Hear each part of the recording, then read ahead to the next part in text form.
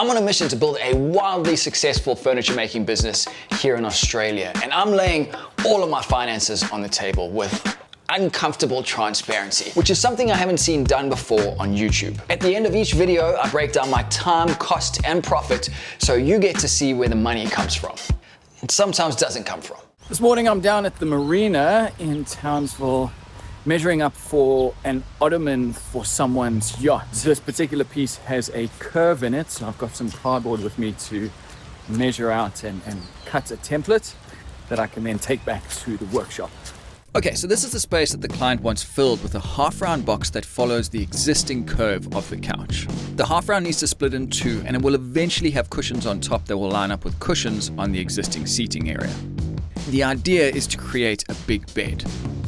If you've ever worked with templates that you take off site, you'll know the #1 rule. Add more marks and notes than you think you will need. In my case, I was able to work on this project right after I did the measure up, but I've had some projects that go on hold for months. And at that point, you can't really ask the client to come back on site for another measure up.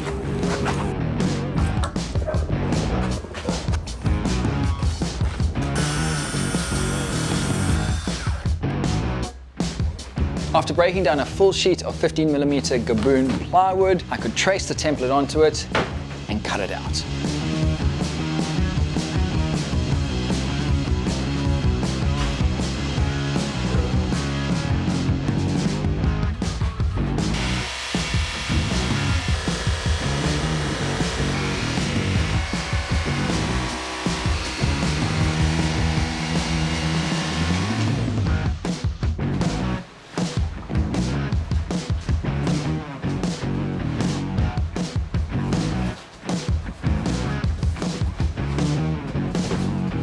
You may be thinking, well, a better way to have done this would be to have cut close to the line and get a router and use the original as a pattern. And yes, that is technically true, but because this is such a big shape and it doesn't have to be perfect on both the top and bottom, I can get away with just getting close to it with the jigsaw, and then the plywood is going to cover that curve anyway.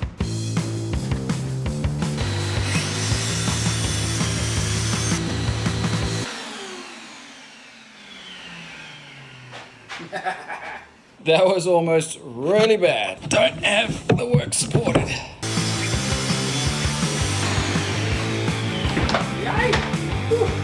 So after the last project, the bar, the video is out now for that. I've got all this leftover ply, which I can put to use for this project. It works out perfect because this meant that I've only had to buy 2 full sheets, and the rest I can just get from offcuts.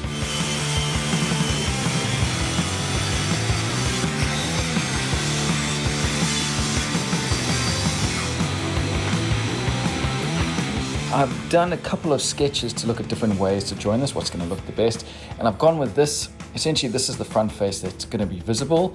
I'm going to screw through the front face into these side panels here, and then afterwards come back with one big piece of very thin, maybe 3mm ply, and glue that onto that. That's going to cover up these screw holes and any end grain ply that's going to be visible here. Now, because this boat is going to be out at sea in an extremely salty and corrosive environment, I've gone ahead and bought some screws that can resist that. And this way I get to say to the client that I've thought about the really small details on their project, so it doesn't only look good, but it's going to last a long time too.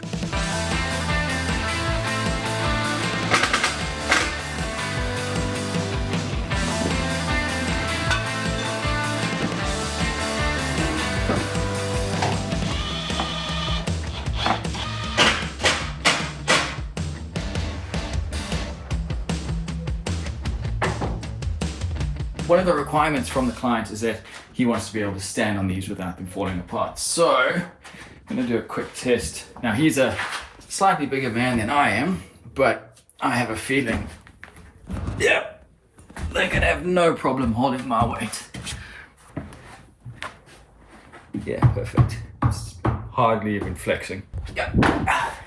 I was just about to start adding in these supports, and someone on Instagram commented on a story post that I put up to say, you're probably going to want to add a lot more of those supports. So I'm going to make a few more, readjust their spacing, and then screw them in place.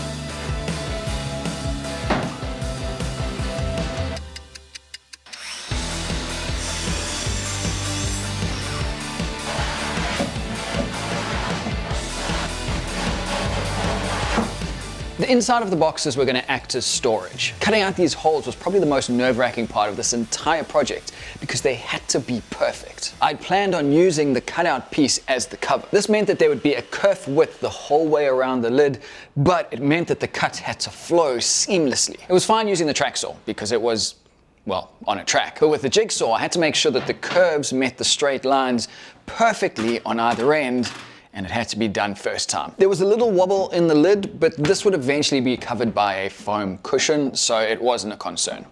I wasn't actually going to film this part because I like to get an idea of something before I go into filming, just so you guys don't have to see too much of the, the learning curve. But I thought this is a bit relevant. I've started working with this bendy ply. This is the long grain bendy ply. So along its length, there's less give in that direction, but it wants to like curl this way over. I don't know which one's going to work best for this application because I've never worked with it before, and I think well, I ended up buying both just in case, but I think I may need to switch to the cross grain. In the end, I changed my mind and went for the cross grain stuff instead. This actually, because of all those extra ribs that I've put in, is working fine. It's actually quite firm between the ribs. And if I'm really concerned with the strength, if I'm really not happy with it, if I glue this down and then put another sheet over it, so the same cross grain stuff, and then laminate those two together, those will form a stiff shell, and then that'll be sufficient.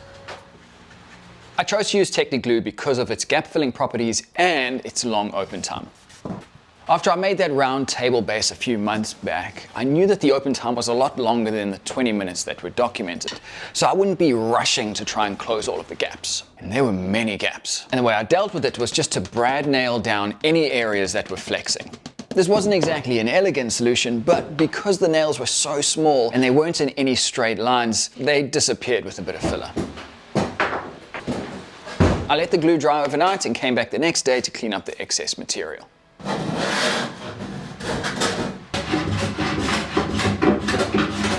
Then I could glue on the front face that I mentioned earlier.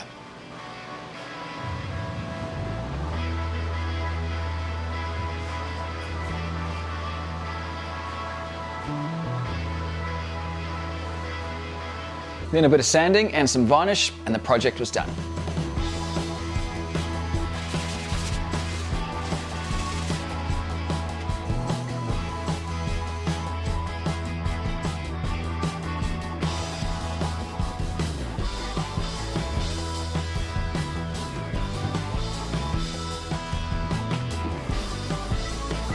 All right, it is delivery day and I'm hoping to get everything into the back of my car.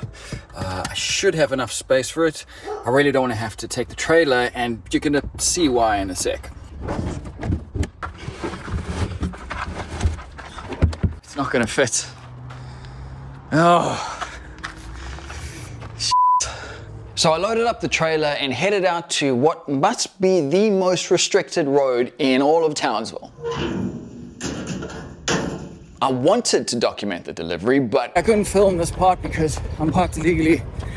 Essentially, I had to drop the bits off at the dock, but they got away okay. That little boat heading out there, you can just see the wake behind it. That's where the cabinets are, and they are on their way to the cat in front of it. So I didn't actually get to see it in its place, but the client did send me a photo afterwards, and he was stoked.